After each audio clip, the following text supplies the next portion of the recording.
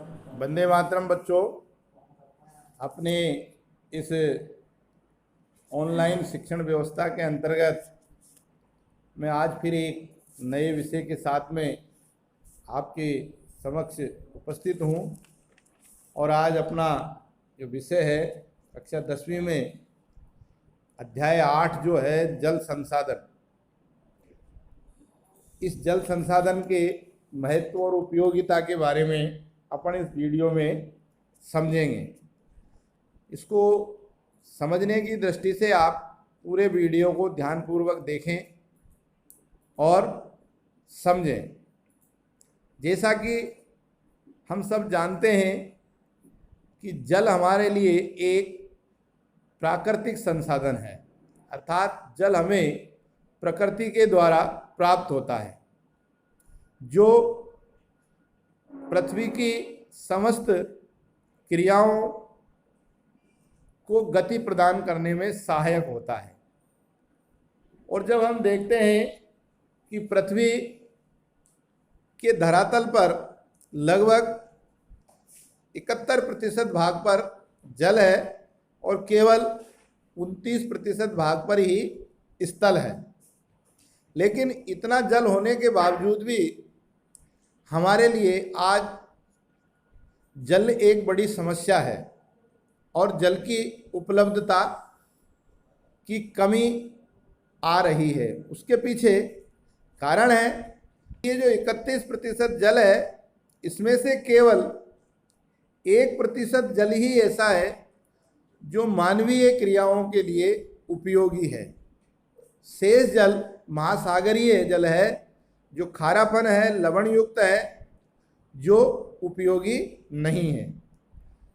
अब तात्पर्य यहाँ पर है, इन सब समस्याओं को देखते हुए हमें ये प्राकृतिक संसाधन अनवरत रूप से मिलता रहे, इसी को ध्यान में रखते हुए आज़ादी के बाद सरकार ने जल प्रबंधन को प्राथमिकता से लिया और जल प्रबंधन के संदर्भ में अनेक प्रकार की योजनाओं को अपनाया गया, जिसके संदर्भ में हम समझते हैं कि ये जल प्रबंधन आवश्यक क्यों था।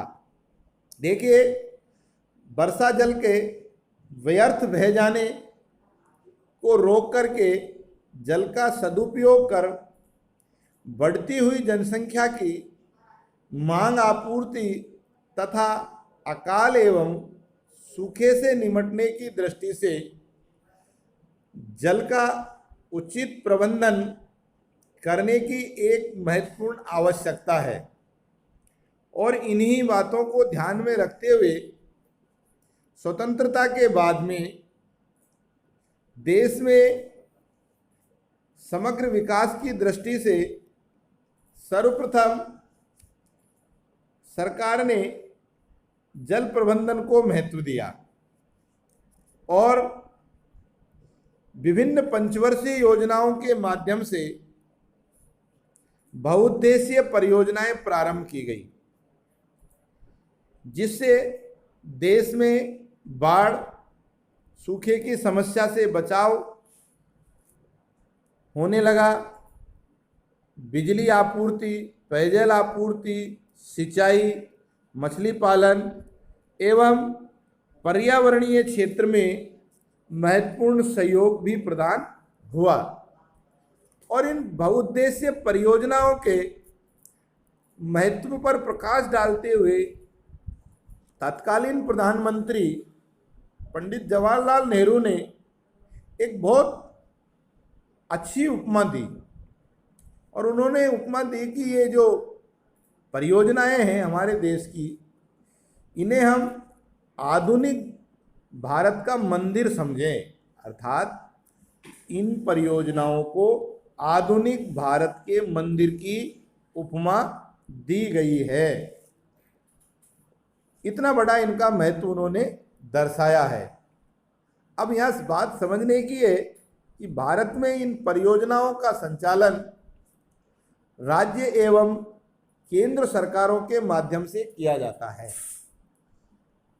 अर्थात देश में कुछ परियोजनाएं तो ऐसी होती है जो राज्य सरकार के अधीन होती है, अर्थात एक उनका कार्य क्षेत्र एक राज्य तक सीमित रहता है या किन्हीं दो राज्यों की संयुक्त परियोजना हो सकती है जिनका उपयोग वो दोनों राज्य मिलकर करते हैं, और कुछ परियोजनाएं भारत सरकार के द्वारा निर्मित होती है जिन्हें हम केंद्र सरकार द्वारा संचालित परियोजनाएं कहते हैं।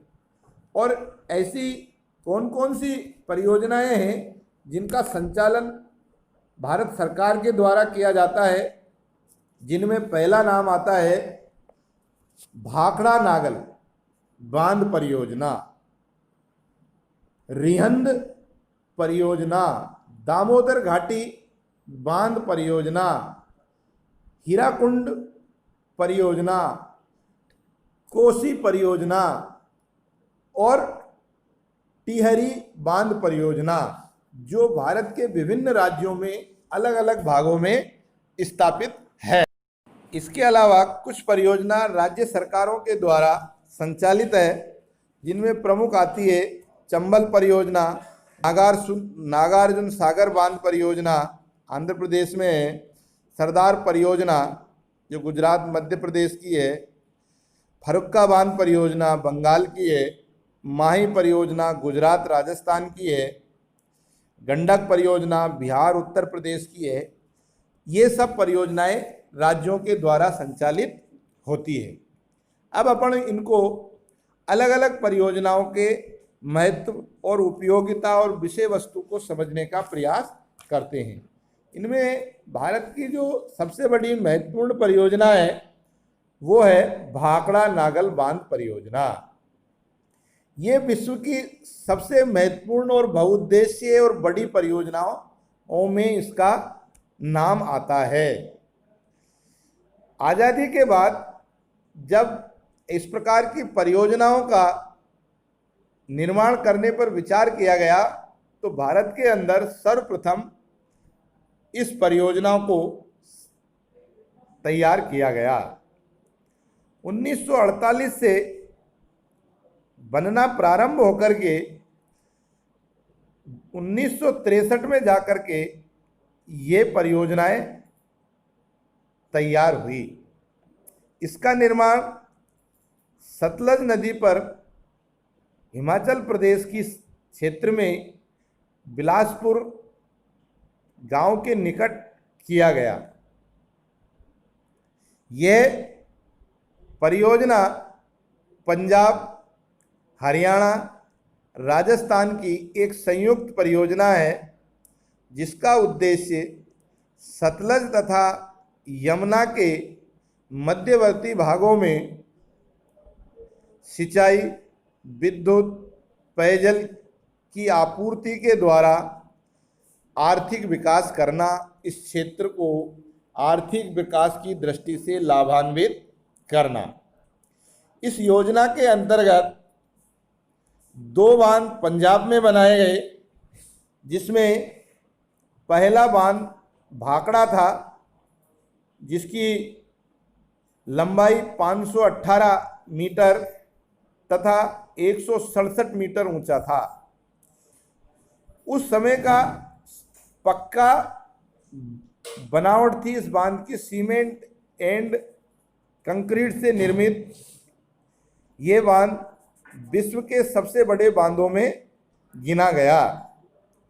और दूसरा इसी के ही थोड़ी दूरी पर नागल नामक स्थान पर एक कैचमेंट एरिया में छोटा बांध बनाया गया, जो इस बांध के अतिरिक्त जल का संचित करके उपयोग किया जा सके।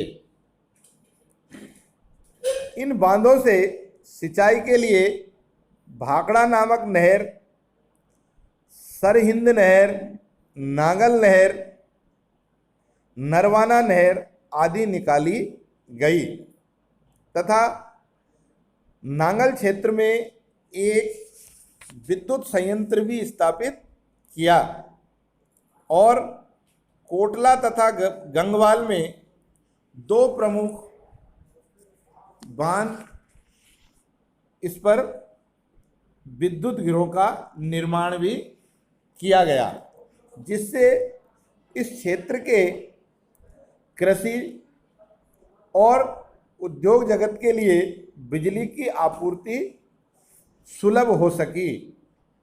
और आज की तारीख में हम देखते हैं कि आगे चलकर फिर इसी बांध से एक और छोटा बांध बना करके जो इंदिरा गांधी नहर परियोजना है राजस्थान की, उसको भी संचालित किया गया, जिसका अध्ययन अपन अगले भाग में करेंगे। और उसको समझने के लिए आने वाले वीडियो को भी आप ध्यानपूर्वक देखें।